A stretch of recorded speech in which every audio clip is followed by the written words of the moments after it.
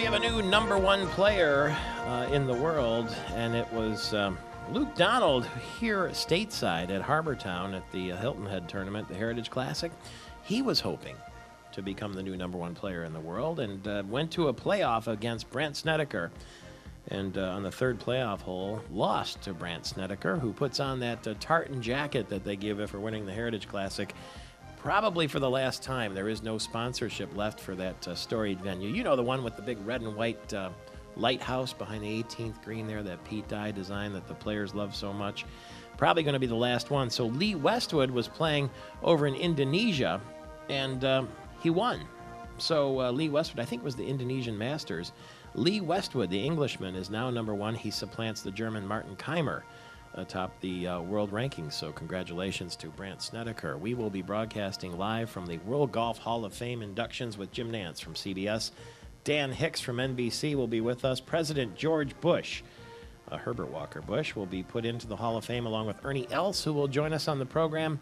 And Jock Hutchison will be inducted. Frank Cherkinian, the CBS director, will be inducted. And also Doug Ford, who won the Masters, will be there. The world of golf will be with us, and you will be too, just in about, it's 2 weeks from today, Monday and Tuesday. And that sets up Players' Championship Week, so-called fifth major there at the TPC Sawgrass with the Island Green. It's 35 minutes after the hour. Glenn Meesh is with us, the new general manager of Garland Resort. You remember Garland Resort in Lewiston?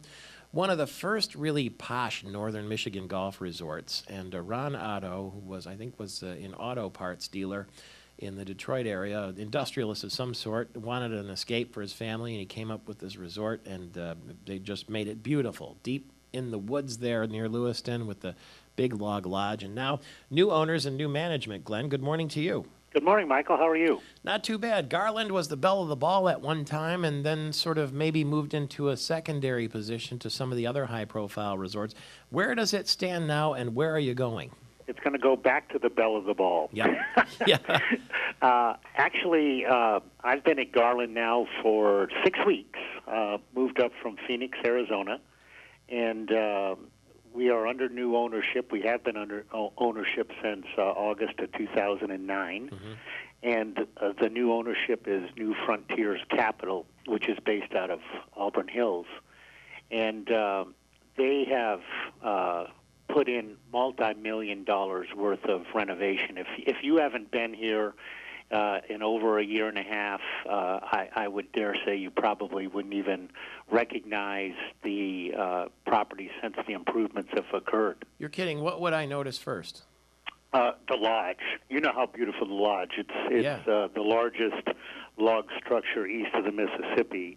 And as you come in, you know, many of the trees have been taken down so that you can see the lodge mm-hmm. as you come in the entrance. But on the inside, all of the lobby, the restaurant, the lounge, everything has been totally renovated with more windows, more light. It's really spectacular. You always had a good nightlife in there, I thought, didn't you? Yes, the nightlife is always going to be good at Garland. And as we begin to kick off the season on April 29th, this Friday, will be our first weekend of opening. We'll go right back into the daytime as well as the nightlife, and people who can come to Garland. You know, we want couples, we want golfers, but we also want people who can come up and enjoy the outdoors. And with the gasoline prices the way they are now, the one good thing about Garland is you can come up and it's self-contained. Yes. So you can park your car and you can enjoy as much time as you want and never really get back in the car again. Let me ask you this.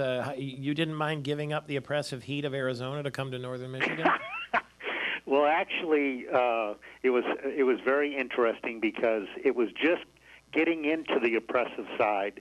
So now we came up into all of the snow, and I'm originally from Syracuse, New York, and my wife's from Medicine Hat, Alberta. So it's not like we're not used to the snow. Okay, I gotcha. But still, we would like to get rid of the April showers and bring on the May flowers because it's been a long winter here in Michigan. Absolutely. And actually, I had a small bet with our director of grounds whether the snow would be totally gone by yesterday or today, and I believe I'm going to win that small bet because there's a little bit of snow left in the parking lot, but all the golf courses are completely clear.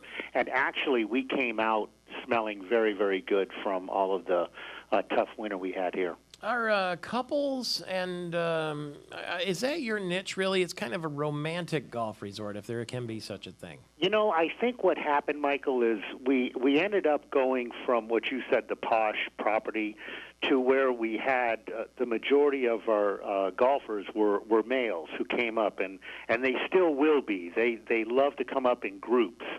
But one of the misunderstood, I think, perceptions of Garland is it is a very, very romantic property. Mm-hmm. And to be able to come up and enjoy golf, we do have spa services here, but also we have totally redone our food and beverage. So the food and beverage now being served from this point forward is going to be a 5-diamond caliber, and we're very, very excited about that. So you can come, you can walk, you can bike, you can do pretty much anything you want if you like the outdoors.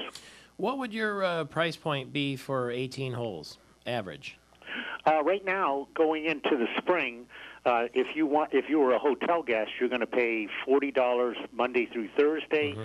and then $50 Friday, Saturday, Sunday, and holidays. $50 for 18 holes with a cart? Yes, $50 for 18 you've holes. Certainly made it affordable. I mean, for a big-time resort like that. Yeah, and you know, all of the 3 of the 4 golf courses have been renovated. New cart paths, new sand traps. The landscaping has been really totally redone. So again, it's I walk out on the golf course every day, and it's amazing the beauty that's up here, as well as water. I mean, Swamp Fire, for instance, of the 18 holes, 16 holes are with water. So if you want to challenge, the 4 golf courses at Garland can provide a different challenge no matter what course you're playing. All right. Well, congratulations. Thank you for the investment in Pure Michigan, and we wish you all the good luck, and we'll see you up there sometime. Okay. Thank you, Michael. That's Glenn Meesh. She's the new general manager at Garland Resort, having come, as you heard, from Phoenix, originally from Canada, though, and we wish them the best there. It is a Pure Michigan Monday here in the American Metal Roof Studio in the Gillespie Group Stadium District building. A man with a knife tried to hijack an Alitalia flight from Paris to Rome. That happened while you slept last night. He wanted to go to Libya. It was a hijacking. He was overpowered, though, and arrested when the plane landed. Basically, he had a knife, or maybe it was some sort of nail clipper, and he held it to the throat of a flight attendant for a few minutes, but they immobilized him, and everything went on as usual. They haven't identified him yet. 48-year-old citizen of Kazakhstan who worked in Paris is what we're understanding. All 131 passengers on the plane safely disembarked in Rome and went straight for a glass of wine, I would think. Michigan State football coach Mark D'Antonio on spring practice and the upcoming spring game this weekend. When we get back, it's Michael Patrick Shields.